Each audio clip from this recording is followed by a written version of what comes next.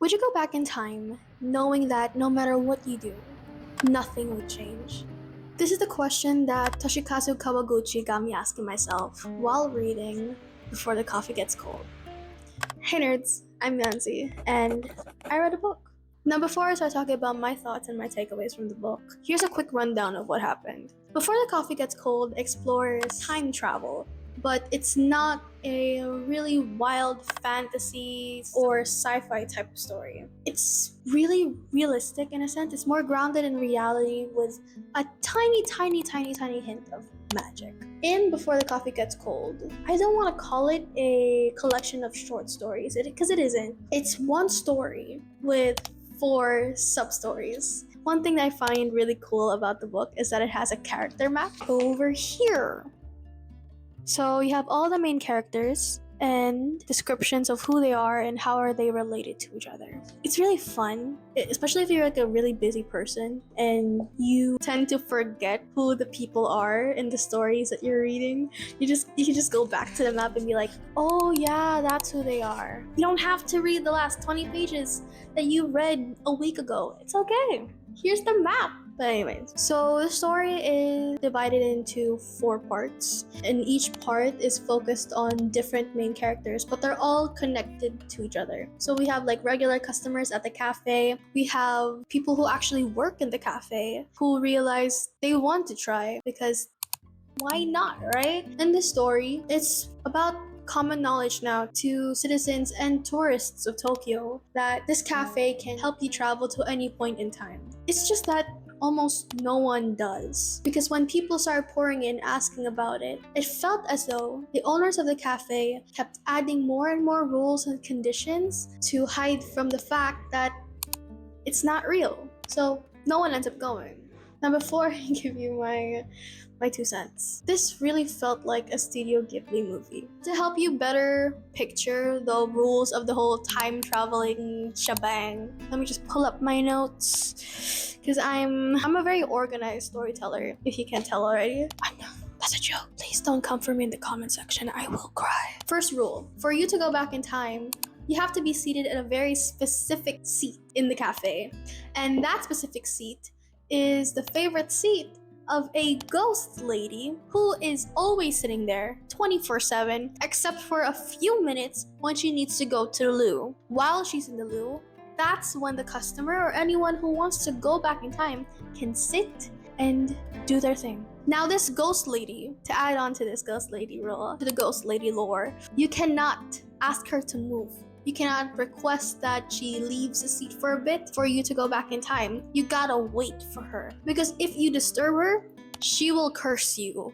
Like, she will hurt you. Our poor Fumiko, one of our main characters, she was so desperate to go back in time that she started trying to move the ghost lady. She was grabbing her and trying to pull her out, begging her to move, and the ghost lady got pissed off, and Fumiko felt the weight of 1,000 worlds just crushing her into the ground, and she couldn't do anything until a barista came in and gave the ghost lady coffee to soothe her. And that, honestly, that is just so relatable. If you are pissed off enough to legit curse someone, the only way back to normal is coffee. Which reminds me, I have not had coffee today. I need to get coffee after this video. The next rule, you can't leave that seat. So you go back in time while sitting on that seat, right? You cannot leave. You cannot leave that seat while you're in the past or in the future. As long as you're traveling, you're staying in that seat. We don't know why. We don't know what happens if you do, but you just gotta stay in that seat. And our poor girl Fumiko was already traumatized by breaking the first rule. She wasn't going to try again with the second one. Next rule is that you have to come back to the present before your coffee gets cold. Just to add on to the previous rule about you not being able to leave your seat. Because you can't leave your seat, that means the only people you can meet are the people within the cafe. If you want to talk to somebody, it has to be someone that has gone to the cafe. And it really limits a lot of people from going back Example, you're a tourist and you want to go back in time. You go to the cafe, find out that you have to be in that seat. But the person that you want to talk to in that time frame is in the hospital. That's not going to work. You're going to be sitting in an empty cafe in the time that you wanted to be in, but without the person that you want to talk to. It's just not going to work. See how frustrating it is? There's just so many rules. Each person that goes to the cafe can only travel in time once. So you gotta pick right. There's no second tries. And for the last rule that I listed down, this is probably the most devastating rule to me, and you'll see why. No matter what you do, nothing will change. Even if you stab someone when you travel back in time, nothing's going to change. Something in between, magical, whatever, they will get to the hospital, they will be resuscitated. Something is going to happen, and the present will stay the same. So you cannot go to the past to change your present, to change your future. You cannot stop someone from leaving. You cannot stop someone from doing anything. So whatever is meant to happen will happen. That part broke my brain because why would you go back into the past if nothing is going to change? When that rule was explained in the book, I was not having it. My face was just like, because it's not a time traveling story that I am used to. If you think about the time traveling story type of formula, we spend a lot of time trying to go back in time to fix things, to change things. One time traveling movie that I could think of, and probably my favorite time traveling movie, is Meet the Robinsons. I still tell myself, keep moving forward, alright? Now before you start bullying me because it's a children's movie, you gotta understand. Meet the Robinsons is such a beautiful movie. I still tell myself to keep moving forward. Like, when anything happens to you, just keep moving forward. And to those who haven't watched Meet the Robinsons, what are you doing with your life? Alright, back to what I was saying. Louis, our main character, has been trying to build some sort of time machine so that he could find his mom, figure out what she looks like or why she gave him up. And eventually he gets kind of kidnapped by a boy his age that he did not know that is his son. He meets his family that he doesn't know that is his family. A little later, he finally gets that opportunity to go back in time because his older self created an actual time machine. And he uses this time machine to go back with his son because they made a deal. And when he finally gets that opportunity to stop his mom from giving him up, he just lets her go. And doesn't that become the moral for almost every time traveling story, where you gotta spend the bulk of the story trying to fix something and you realize that you didn't have to, that whatever happened had to happen.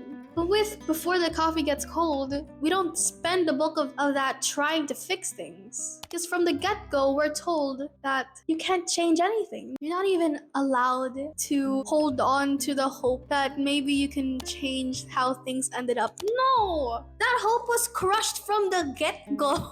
Hey, this is editor Yannsie here, and I was just editing the video, and I realized that I forgot to mention one key takeaway for me, and that is really weird because how did I forget that? What really got me thinking is that because you cannot change anything, that going back does not give you the opportunity to fix anything, to change anything from your present. It becomes less of an opportunity to fix things and more of an opportunity to have closure, to have that conversation that you never had or never will have. It hits a little bit more when I think about it that way, because there are several people in my life that I wish I could speak to, but the only time that it would have been appropriate to speak to them, the only time that it would have been possible to speak to them, is in the past.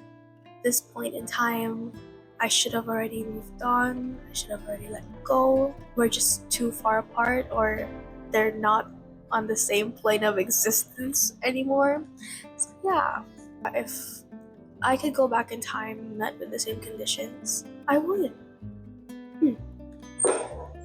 It really put the characters in such vulnerable places because all they could really do was sit down and talk. So for Fumiko, she was talking to Goro, her boyfriend that moved to the States because he was chasing a job opportunity and she had to stay. They did not leave things on good terms before he went to the States. And the best thing that she could think of, the best thing is that maybe she could change that one night before he left. And she can't even change that! Kotake and Nagare. Kotake, by the way, is a nurse. And they have this wholesome love story, and Nagare developed Alzheimer's. Before his symptoms were getting really bad, he wrote a letter to his wife and he planned to give it to Kotake, but he kept postponing it until he couldn't remember Kotake was his wife. And all he remembered was that he had a letter and he wanted to talk to his wife. Meanwhile, Kotake is getting heartbroken because she wants to talk to him. She wants to listen to him. She wants to know what it is, but he won't talk to her because he can't remember her. She goes back in time where he still remembers her, and that conversation was so painful to read. I think that story was the one that made me cry the most. Right when Kotake was about to go back to the present, Nagare was asking if he gets better in the future.